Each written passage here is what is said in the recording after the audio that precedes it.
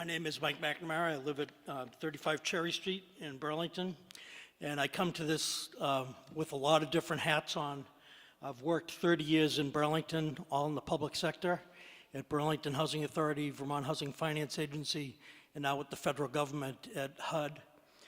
While I was at BHA, just a little history, I signed the first cable TV bulk billing agreement with Mountain Cable in 1987, when Bernie Sanders was mayor and was threatening Mountain Cable that he was going to start his own cable company. So it goes back a little further than what we're talking about tonight.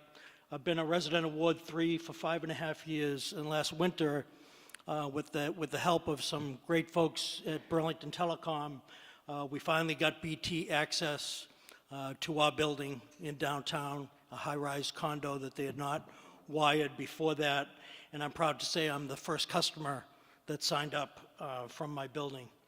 I'm also currently president of the Chittenden Community Television Board.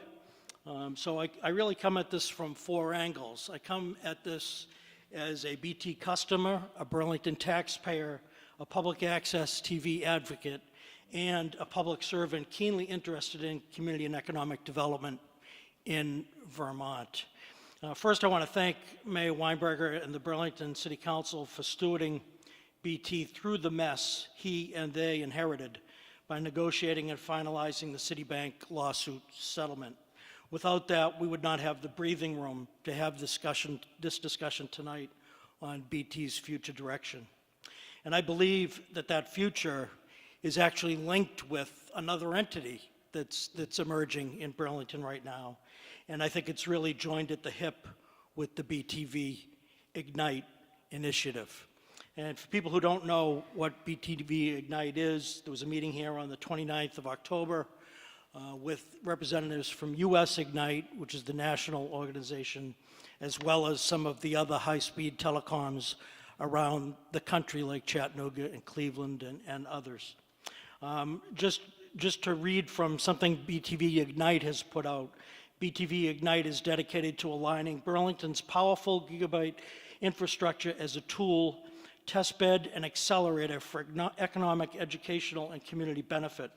With support from US Ignite, BTV Ignite seeks to ensure that Burlington and surrounding communities become leaders regionally and nationally in leveraging gigabit infrastructure to drive economic and community development.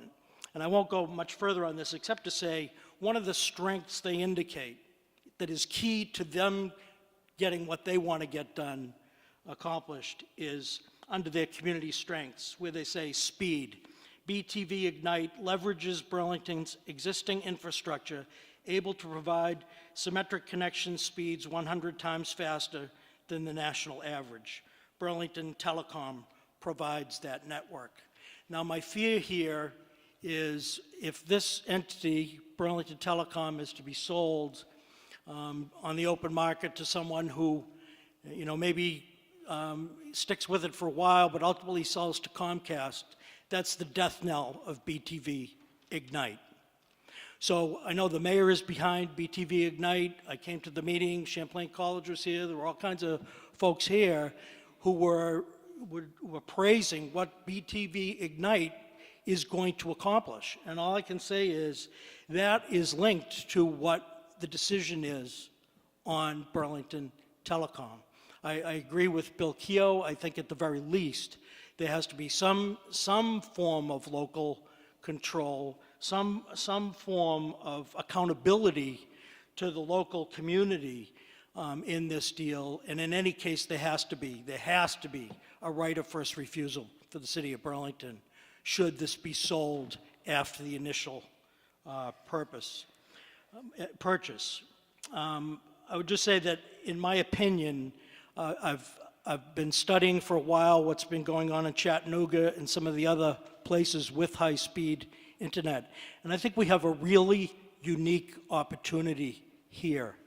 We came to have this system in a more funky way than any of them did, with a surreptitious $16.9 million loan. But that withstanding, that's still our investment As a taxpayer of Burlington, that's part of my investment. And I choose to look at this as a very long-term investment. And if it returns the way some of the returns are coming back in Chattanooga and other places, I think we will look at this, looking back to mountain cable, looking ahead 20 years. I think this is the only way, by keeping local control, that we're going to be able to get any semblance of that money back.